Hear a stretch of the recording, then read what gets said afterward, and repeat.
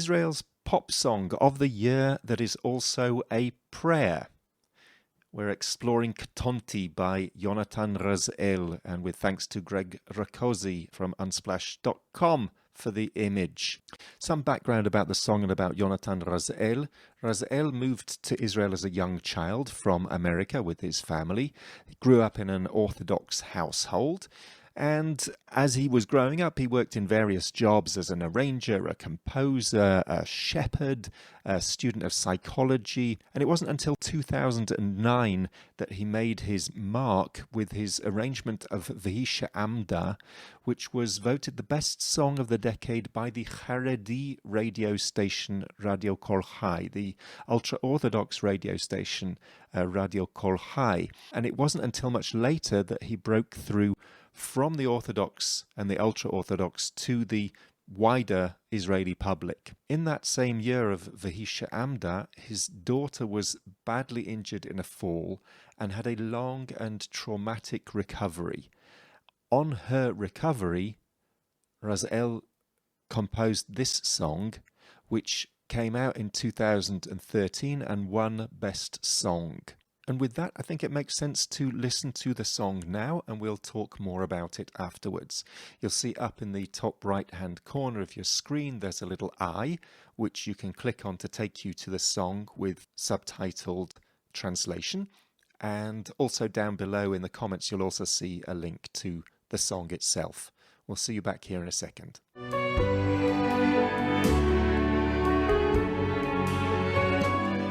The song itself draws on two direct quotations from the Bible.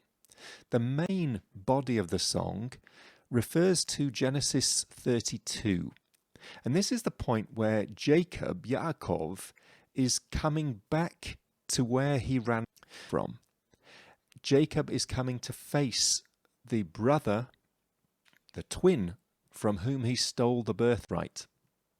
And he's just found that he and all his family and all his entourage, his entire camp, is about to meet Esau, coming to meet him with 400 fighting men. This is terrifying, and Jacob turns to God and very famously says, Ktonti, I am unworthy, I am too small for your concern. And I am unworthy of all the kindness and the truth that you've so steadfastly shown me, your servant. And then he goes on with an interestingly ambiguous observation. He says, with my staff alone I crossed this Jordan, and now I've become two camps. So on the one hand, this is giving praise and thanks that when Jacob first crossed this Jordan, running away from Esau, all he had in his belongings was a stick. And now he's returning, he's about to cross back over the Jordan to meet his brother Esau, and this time he is rich enough to have two entire camps, which includes all sorts of riches in terms of animals, of people, of servants, of family. So on the one hand, this has been a great blessing. So you've done such kindness to me, Lord, to the extent that I'm so much more prosperous than I was before. But at the same time, he's talking about the fact that he is now in two camps. And from this he asks, deliver me. There is a terror here, because the reason why Jacob is in two camps rather than one large one is that in order to mitigate the dangers of Esau attacking him and wiping out an entire camp, he's split them into two camps so that if one camp gets wiped out, maybe the other one will be spared. And in this sense, he's actually terrified. And so in this giving thanks, Jacob is also asking for protection. Hatzilenina, deliver me. And this concern is then tempered by Psalm 86 verse 13. For your steadfast love towards me is great. You have saved me from the depths of Sheol. This is a reminder of the promise And we can hear these echoes as Razel presumably also remembers the recovery of his daughter, that there have been great gifts, there's been great terror, and at the end of that, there's been a saving. Hatzileni hitzalta, you have saved me from the depths of horror.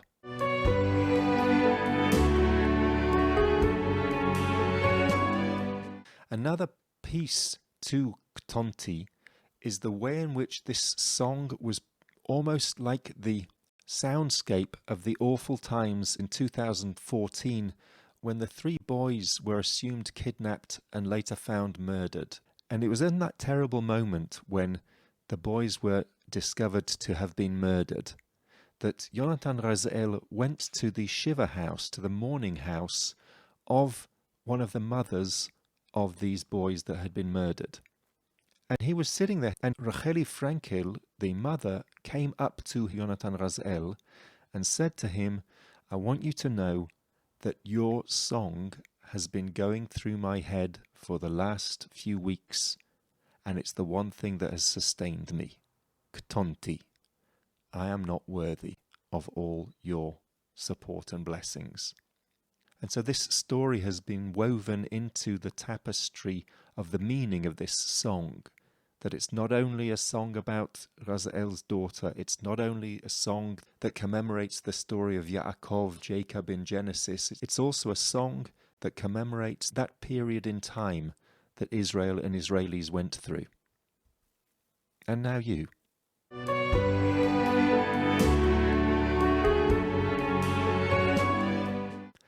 How might you react were a gospel rock song to be voted best single of the year at the Emmys? Because that's the equivalent of what happened.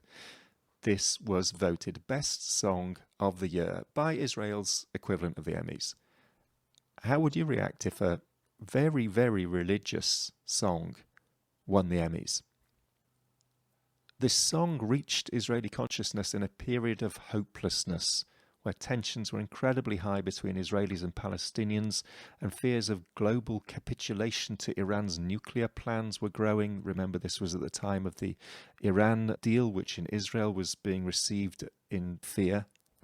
How do you feel about the idea that Israelis, religious and secular alike, found themselves in this deeply religious song? What kind of insight does that give you to the life of Israel and Israelis, whether they define themselves as religious or secular or something else?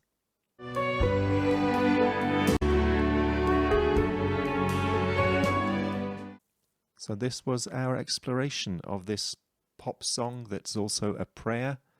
All that remains is also to not only give thanks to Greg Rakosi for the images and Unsplash altogether, but this entire project has been brought to you by Makom, the Israel Education Lab of the Jewish Agency, in a project in partnership with Moishe House, which has been generously funded by the Jim Joseph Foundation.